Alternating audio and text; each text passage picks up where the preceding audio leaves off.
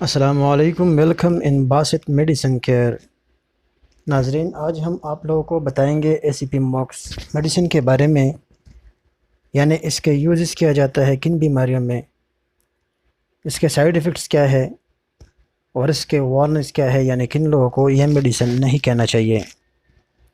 تو اس سب کے بارے میں مکمل معلومات حاصل کرنے کے لیے ویڈیو کو سکپ کیے بغیر آخر تک دیکھیں تاکہ آپ بہتر سمجھ سکیں، ادروائز آپ مس گائیڈ ہو سکتے ہیں۔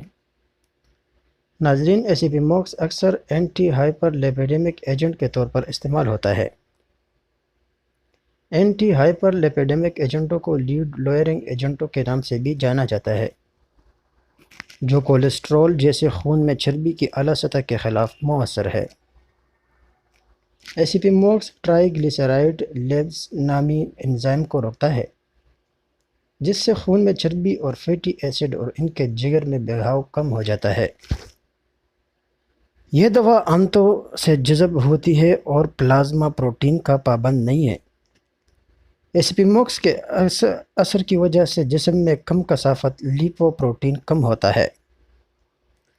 ناظرین، جن لوگوں کو ہارٹ ڈیزیز ہے، لیور ڈیزیز ہے یا کڈنی انفیکشن ہے، تو وہ یہ میڈیسن کبھی بھی ڈاکٹر کی پرمیشن کے بغیر استعمال نہ کرے۔ اس کے علاوہ جو خواتین حاملہ ہے یا جو حاملہ ہونے کا ارادہ رکھتی ہے یا بچوں کو دودھ پلانے والے خواتین ہیں، تو وہ بھی اس میڈیسن کا استعمال کبھی بھی ڈاکٹر کے پرمیشن کے بغیر نہ کرے۔ جو بھی میڈیسن ہو دوستو، ڈاکٹر کے پرمیشن کے بغیر کبھی بھی استعمال نہ کرے، کیونکہ ڈاکٹر ہی بہتر جانتا ہے کہ آپ کو اس وقت کون سی ڈیزیز ہے اور آپ کو کن میڈیسن کی ضرورت ہے۔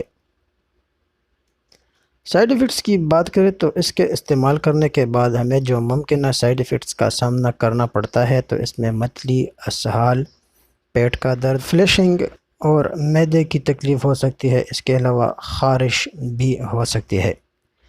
ویڈیو پسند آنے کی صورت میں لائک کریں اور زیادہ سے زیادہ شیئر کریں تاکہ ضرورت مند افراد تک یہ معلومات پہنچ سکے۔ بہت شکریہ۔